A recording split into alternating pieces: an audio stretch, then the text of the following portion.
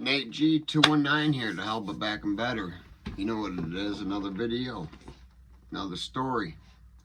This one is not a prison story. Like I said, I'm trying to change, or at least help change the path of some of the youth between the gangs and the drugs.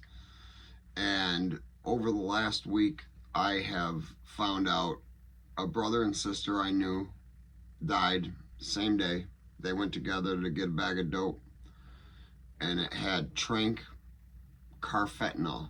It's fentanyl times 1,000 basically. It's an elephant tranquilizer painkiller, and both of their lives were lost. They were a year apart. And then I went to a gas station. I don't know how the conversation got involved into it, but I met a lady who had lost her stepson. Well, her stepson is somebody I had known throughout school very well. I can't say we were best of friends or anything, but we had some classes together. One of the classes being ROTC, and did a lot of physical training together. We did rifle training in the class together. We were both pretty highly ranked into the class, so we were known in that class very well. Well, Philip Treece Jr. was born in 1981, and on June 19th of 2018, he lost his life to the epidemic that the entire country's a part of, but the Midwest has been a part of for decades now. And I don't know about anybody else, but I know I'm sick and tired of hearing about people I know losing their lives, seeing the pain people are enduring from the loved ones that they've lost, or even the pain they're going through dealing with the addiction, because being addicted sucks. Nobody wants to be addicted to it. It becomes from going to be a good time to you have to have it to function. And we're talking about heroin, specifically heroin. Well, no, because even those who become addicted to crack can't function without it, and it sucks. It sucks to be locked in to something like that, and that's why I'm grateful prison saved my life. Prison ruins a lot of people. Prison makes you much worse in a lot of factors. But if it wasn't for prison, I would not be here talking to you, because I would either be dead or I would be back in prison. So gratefully, thankfully, I did change, and I'm one of the very few that I know have. I can't even estimate a correct number. Between 40 and 50, I'm assuming, people I've personally known that have died since my 8th grade school year, maybe 9th grade. I don't remember. It was I think that summer, the first person I knew that overdosed from heroin. And it was many years later that I had started experimenting and playing with it. I was probably 30 years old before I became addicted to heroin, but it doesn't change anything. The heartache I put my family and loved ones through, my son, my daughter, I can't ever get back. Unfortunately, my son saw me hauled off by U.S. Marshals. They acted like I was on a murder warrant. You would have thought it was something horrible I had done. And I had middlemanned a bag of drugs. But because of the people that are dying and the epidemic that Northwest Indiana has had going on for the last 30 years, 25 to 30 years, I get it now. I understand why they took me down the way they did. I understand why they gave me 10 years for a $20 bag of dope. Because I could have middleman the bag for him, he could have died off of the bag I middleman.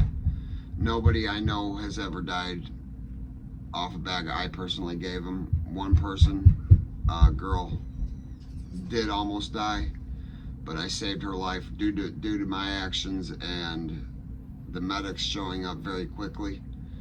Her life was saved.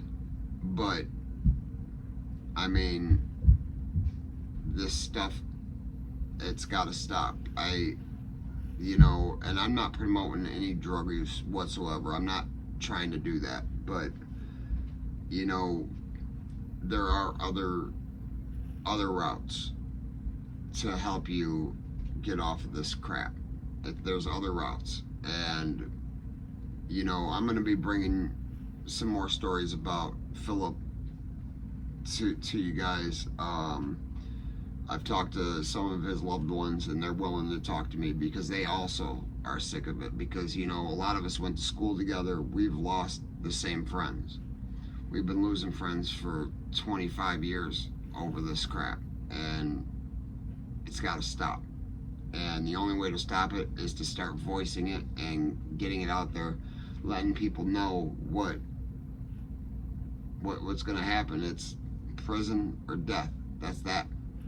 You might do some stints in jail in between, but you're going to end up in prison or you're going to end up dead if you keep playing with it. And that's the only two options. You're going to lose your entire family. They're not going to trust you. And if they do, it's going to take years for them to trust you again.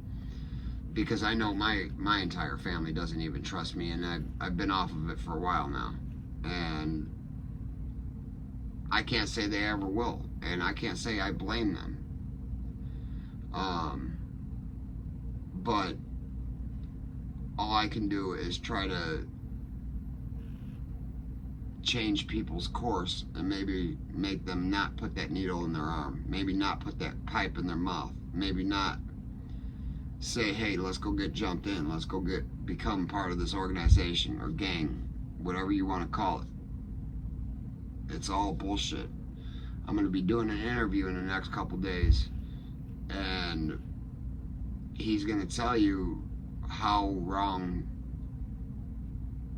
people did him and led him into doing some things, some missions, making him believe he was going to become a part of something or is a part of something when that's not even how it works. So, he was young and he wanted to prove himself. He wanted to be feared. And, when you're young in prison, being feared is a positive thing. But you can't gain that fear in a negative way. It's a real hard thing to explain, but respect and fear is what makes you survive prison. And this interview is going to tell you how that respect and trust basically screwed up a whole lot, and we're going to try to help get that man out of where he's at, try to get him near somewhere with some real work so he can get out of that life. He doesn't want to be around the drugs. He doesn't want to be around the gangsters. He doesn't want to be around any of it because he's learned that it's all bullshit. And he knows if he keeps going down this road, he's going to be back in prison or he's going to be dead. But as you see these pictures, this is my buddy Philip Treece Jr. And I'd known him for a very long time. We went to school together, like I said. And as you see in the thumbnail, very happy. He was always very outgoing, very outspoken, very good person. Got caught up in addiction and lost his life. But that's just part one of this, you guys. And remember, never forget life's choices. Hit that like and subscribe and donate to the channel if you want. We're going to try to help get this guy over here. And, if they ain't hating it, you ain't making it.